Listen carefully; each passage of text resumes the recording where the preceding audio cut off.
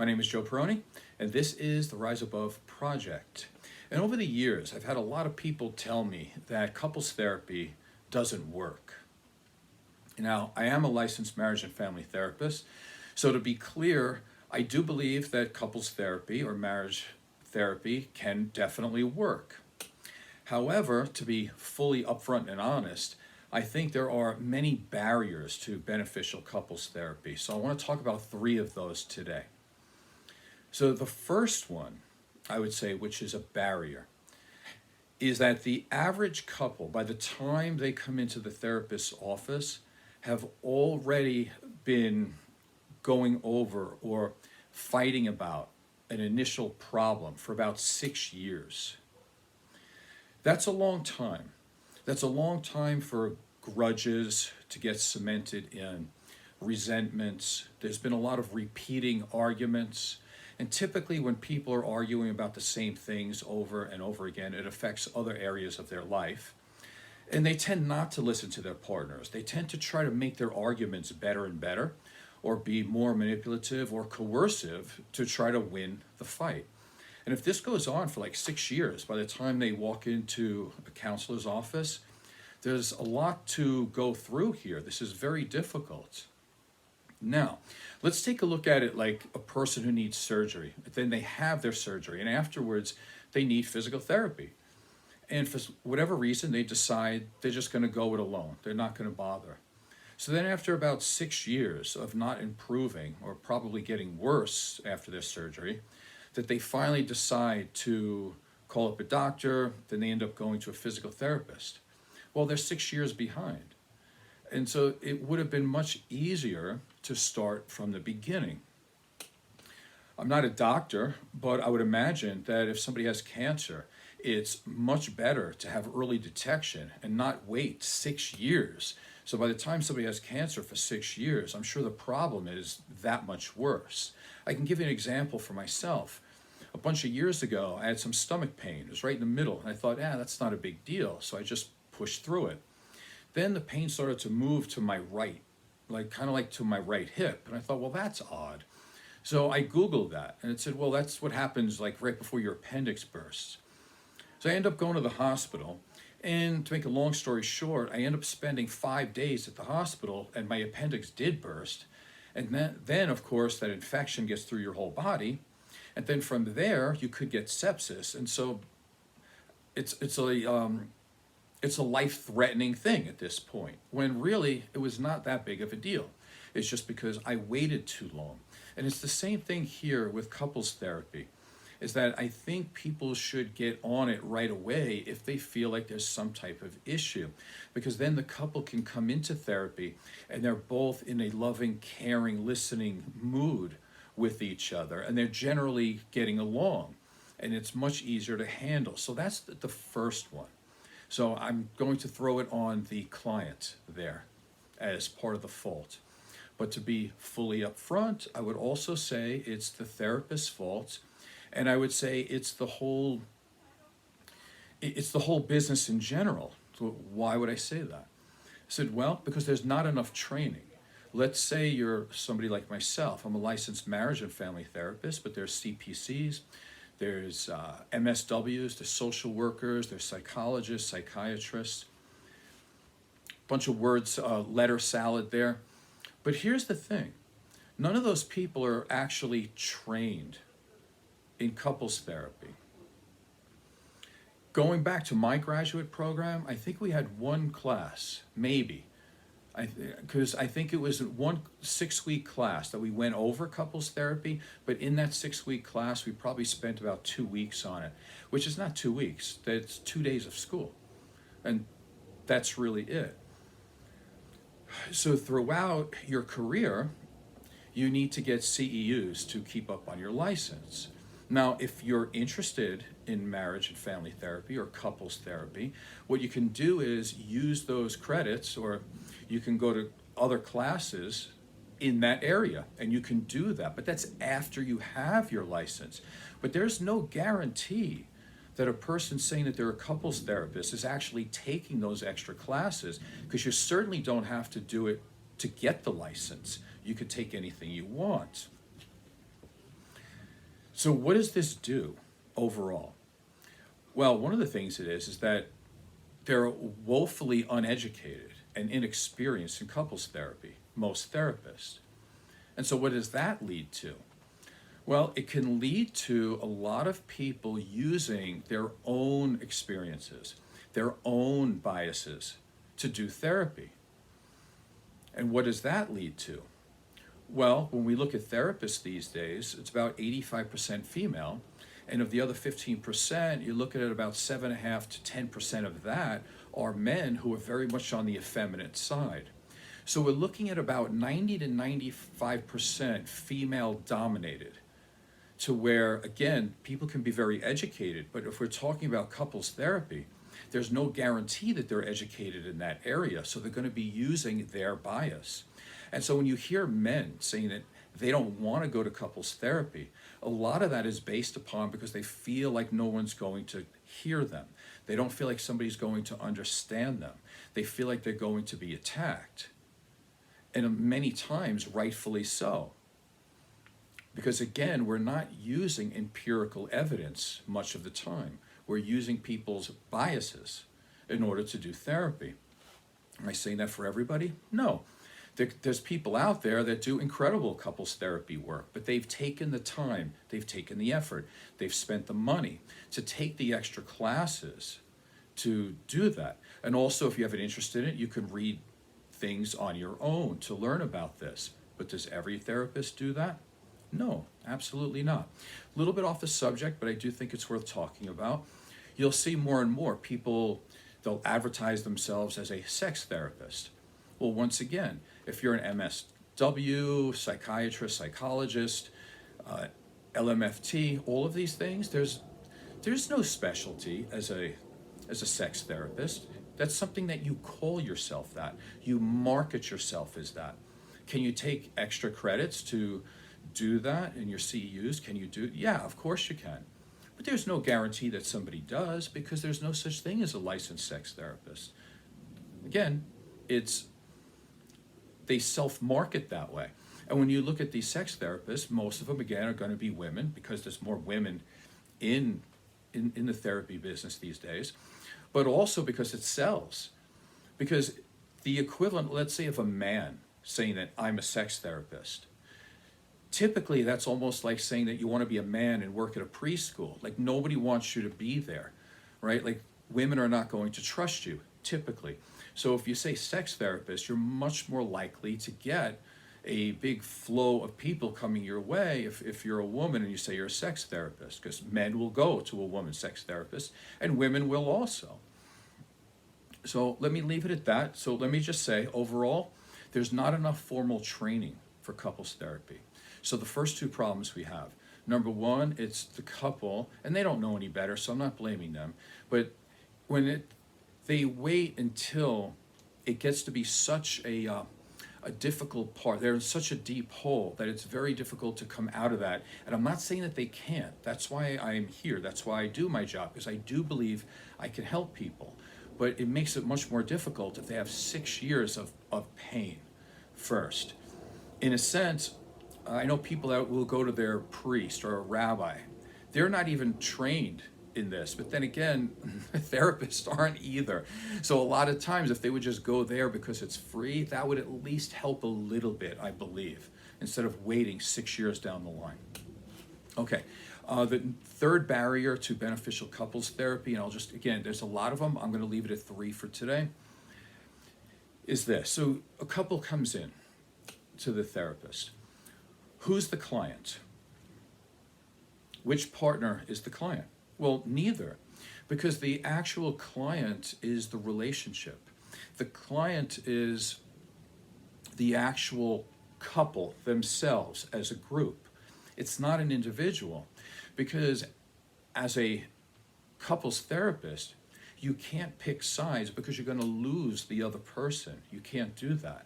Now, do therapists do that? Yes, they side with people all the time. But that's not something that you should do. And again, if you have your own countertransference, if you have your own bias, there's a tendency to look at one person as the evil person and the other person as the good person. And that's not good therapy. You can't do that. So what happens when you're a therapist and the couple themselves or the relationship is the client and not the individual? Well, what happens is you end up teaching things like communication skills, conflict resolution skills, you teach them how to compromise. And a lot of times in compromise, now you have two people that are unhappy. And so you're teaching basic things. Everybody says communication is the most important thing. Well, it's important, but it's not the most important thing, because communication, conflict resolution skills, things like this, they're symptoms. They're symptoms of other things. The Gottmans are very, let's say, famous, very popular, very influential in this field. And they talk about how to communicate. And some of the things you shouldn't do is you shouldn't criticize your partner. You shouldn't treat your partner with contempt. But here's the thing, with all of the evidence, with all of the studying, the longitudinal studies over the years, that took like 50 years, we need to come up with don't criticize your partner, don't treat your partner with contempt. Do you really have to go through all of those studies to know that? Like when you're raising a child, by the time your child is 5 years old, they know not to act like that. Like it shouldn't be a thing where we need to teach people to treat somebody like you're going to a bank and you're trying to get a loan. You're not going to walk in there and start yelling and screaming and being emotionally dysregulated and putting people down and being contemptuous. You're not going to do that. If you're going to try to get a cup of coffee at Starbucks, you're not going to be yelling at people. You're not going to do that. You're going to treat them with decency, love, care, and at least, at worst, neutral. So these are things that we shouldn't have to teach people because they already know this. We all know it. But what's the barrier to that? Why do people do those things? It's because at the root, there's a lot of unresolved trauma, which does what? It creates emotional dysregulation. It creates defense mechanisms. It creates low self-esteem. It creates insecurity. It creates dysfunctional attachment styles. It also can create personality disorders, more specifically cluster B personality disorders. Now, the Gottmans are very much into doing an assessment on the individuals before they come into couples therapy. And I love that. I totally agree with that. I would also take the extra step to say that I think the individual should be taking ongoing individual therapy, at least 3 to 5 sessions before couples therapy, or they should be taking it again in concert with couples therapy. Here's the thing. I think Gottmans, they've done a tremendous amount of work in this field, and you could only say good things about them. However, when they're working with people or you're in their training classes, which I've been, number one, it costs a lot of money. So you're already phasing out a lot of people. So when you only take certain clients that have a certain amount of resources, typically, but not always, but people that have good resources, they do know how to make correct decisions, and you can work with them a little bit easier, let's just say. The second part of that is if they do an assessment and they feel that somebody has a personality disorder, or they're a little bit too emotionally dysregulated, or that they can see that their attachment style is not conducive to having a good relationship, they won't do couples therapy with you. So yes, in the end, it looks like that the percentage of people they help is incredible, and it is, but they're taking the best of the best, and they're leaving all the other ones that have difficulties in their individual psyche, and they don't want to do couples therapy with them. Now, I'm not saying it's judgmental, because you can choose and pick whoever you want as your clients, I guess, but it's leaving out the important parts of why there's a barrier to beneficial couples therapy. And it is this. It's that it's the individual, each individual, of what traumas they bring into the relationship. And now those are not the issues technically, because as a couples therapist, you're trying to deal with the relationship itself. And it's really difficult to do that. I don't know if I can give you some good analogies here. Let me try. So I try to play guitar. I am not very good at it. I would even say I'm mediocre. I would consider myself less than mediocre. But let's say a bunch of my friends want to get a band together and they're good. What would happen is that I would bring the whole band down because I don't know enough to be able to communicate on their level. I would only know X amount of chords. I can only play so fast. I only have so much rhythm. And so what would happen is instead of having a repertoire, let's say of 30 songs, they could probably break it down to maybe 3 songs that I could play. And that would be it. So how would I improve in this band? Number one, I would ruin the band. So it becomes a band problem. But in fact, it's not a band problem. It's a me problem. I'm not good enough for this band. So can I improve if I continue to practice within the band? Sure I can. Sure I can. But it's going to be a long, slow process. What should happen is that I, as an individual, go off on my own and I start practicing more chords, more scales, more whatever I need to do to be better. And so then I could come back into the band and be better, right? So that would be the way to do it. If you're a football player and you're the world's best wide receiver, you can catch a ball with one hand, blah, blah, blah, all this. But what if you have a quarterback that can't get you the ball? Well, you're not going to play very well, right? What if you're a great receiver and you have a great quarterback, but you have a line that lets everybody in and the quarterback doesn't have enough time to throw the ball?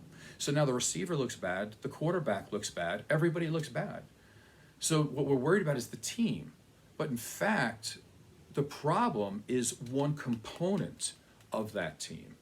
And so this is what I'm saying. It's extremely difficult as a couples therapist when you are functioning as a person who's trying to take care of the couple as a whole and the relationship as a whole, because you can't pick sides. So again, going back to the beginning, what would I do? So number one, barrier. If you're noticing that there's a little bit of a problem, there should be no stigma attached to going to couples therapy to help somebody help you to communicate better, to talk things out. That's number one. So the sooner the better. Number two, you'd have to look to see what type of couples therapist you want and look into their background, ask them questions. Don't just assume because they have some letters with their name is that they're an expert in that, because there's so many people out there that are putting themselves out there as experts in that field and they're not. The third part is, I would say one of the myths is that in order to have a better relationship, you need to have both partners there. You don't. You can handle the problem almost by yourself. And each individual I'm talking about here, if each individual got better at just the basic things, the relationship would be better. Take a look at it like this as well. What if you're dealing with one partner or both partners that are abusive, or one or both partners is an addict? How do you do couples therapy with that when you want the couple, let's say, to talk and to be open and to be honest? And if somebody's honest and the other person is abusive, there's a good chance that that therapist just put that one client in danger. And so you can't do that. You're literally putting your clients in danger by doing that. What if you're trying to push a certain way and a client is an addict and they end up taking it out on the partner or they take it out on themselves? Again, you're pushing in a direction that's going to do much more harm than not. If you're dealing with cluster Bs like narcissism or borderline, things like this, and you're trying to put them together to have a reasonable conversation, to think that they're both equal in this, you're not looking at each of the individual's problems along the way. And again, you're going to create great damage. And this does happen in couples therapy. If one person follows all the rules, they don't criticize, they're not contemptuous, they're nice, they don't name call, they don't yell, they don't scream, they don't put the other person down, but the other person still wants to be the way they want to be, you can't solve that. Both people have to work on themselves and be the best version of themselves and then come together and then work on that. Now, when it comes to attachment styles, I'm not saying that if you have an avoidant or an anxious attachment style that you have to fix that before you come to couples therapy. I'm not saying that, because I also believe that in a very good relationship you can heal attachment styles, but it has to be done over a long process and very slowly, and both partners have to buy into it. You can't have one or both partners being abusive to themselves or to their partner during this, and you do need to take care of yourself.